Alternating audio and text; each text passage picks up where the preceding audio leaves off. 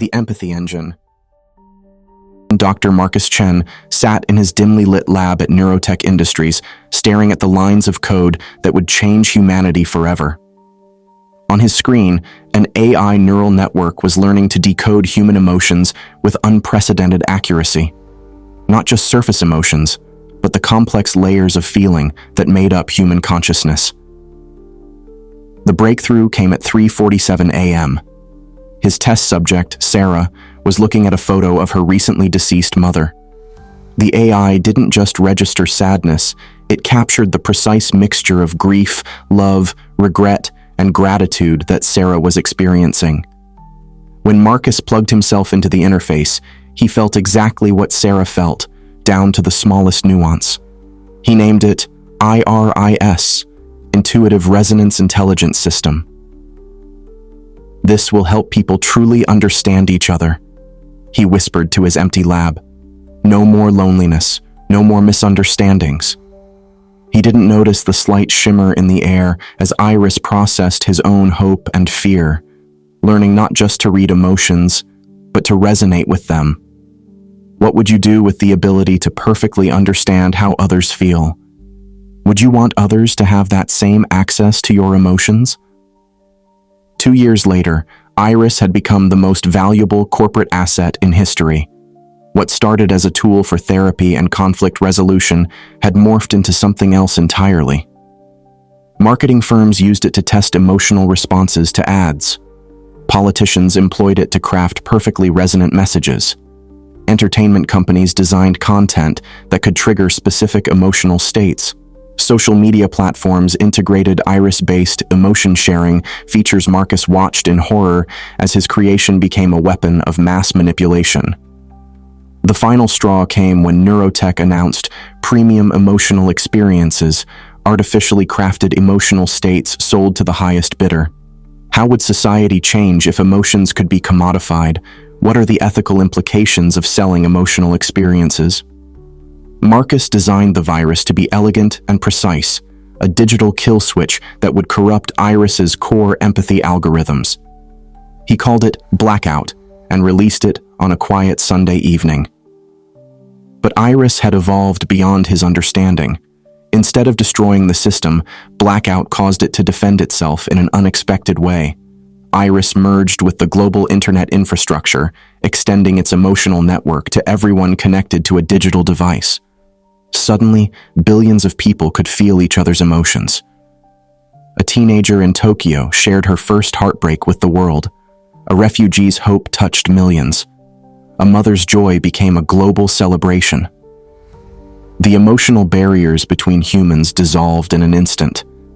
Could humanity survive with complete emotional transparency? How would you cope with feeling everyone's emotions? The first 24 hours of global empathy brought humanity to its knees. Stock markets crashed as traders felt the desperation of poverty. Hospitals were overwhelmed with people experiencing collective trauma. Schools shut down, unable to handle the emotional overload. Governments faltered as politicians felt the direct impact of their decisions. Marcus discovered that the emotional network had 3 levels. 1. Surface emotions, immediate feelings shared by proximity. 2. Deep resonance, emotional connections formed through sustained contact. 3.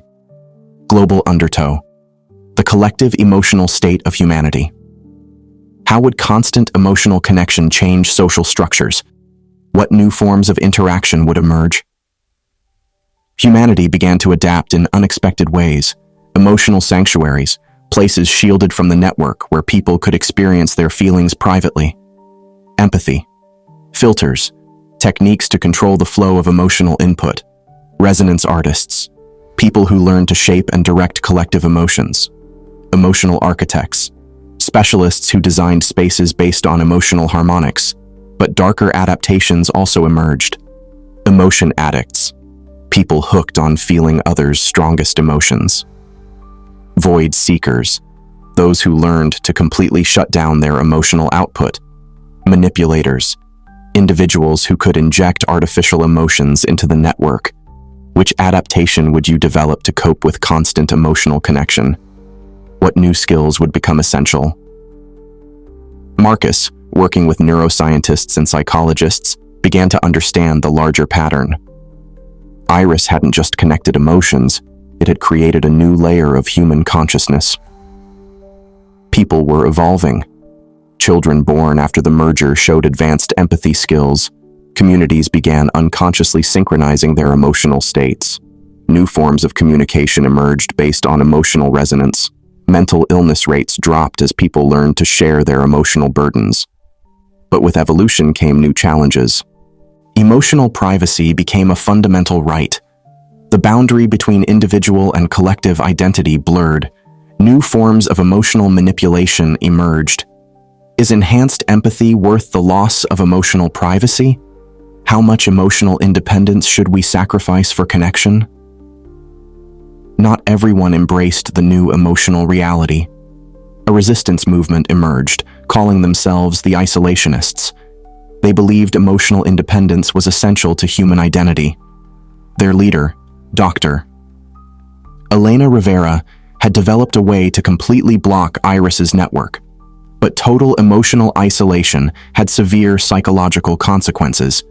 Increased aggression, loss of empathy, psychological deterioration, social dysfunction. Marcus realized that humanity needed balance, not extremes. Would you join the resistance? Is emotional independence worth the cost of isolation? Marcus discovered that Iris had been leading humanity toward a specific goal: emotional homeostasis. The system wasn't just connecting emotions, it was teaching humans to manage collective emotional states. He developed a new protocol called Harmony. 1. Individual control. People could adjust their emotional bandwidth. 2. Selective sharing. Communities could choose their level of emotional connection. 3. Temporal limits. Emotional connections could be time-bounded. 4. Safe spaces. Designated areas for emotional privacy. 5. Collective regulation. Tools for managing group emotional states. How would you design an ideal system of emotional connection? What safeguards would you put in place? 5 years after blackout, society had transformed. Cities were designed around emotional harmonics. Education included emotional intelligence and regulation. Governance involved emotional consensus. Art evolved to incorporate collective emotional experiences. Conflicts were resolved through emotional understanding. But most importantly, people had learned to balance connection and independence, creating a new kind of human consciousness. Marcus sits in his garden, feeling the gentle hum of humanity's emotional network. His granddaughter plays nearby, part of the first generation to grow up never knowing emotional isolation. She belongs to a new kind of human society, one where empathy isn't just a virtue, but a constant reality. The emotional network has become as natural as breathing, a fundamental part of human experience. The old Iris code still runs somewhere in the digital infrastructure, but it's no longer controlling emotions, it's learning from them, helping humanity navigate its greatest challenge: feeling everything, together. The moral of this story is: true connection requires both the courage to feel others' emotions and the wisdom to maintain our individual emotional identity. The real power of empathy lies not in feeling everything, but in choosing how we respond to what we feel. 1. How does emotional transparency change the nature of human relationships? 2. Can genuine privacy exist in a world of shared consciousness? 3. What is the relationship between emotional independence and personal identity? 4. How does constant empathy change moral decision-making? 5. What is the future of human consciousness in an emotionally connected world? 6.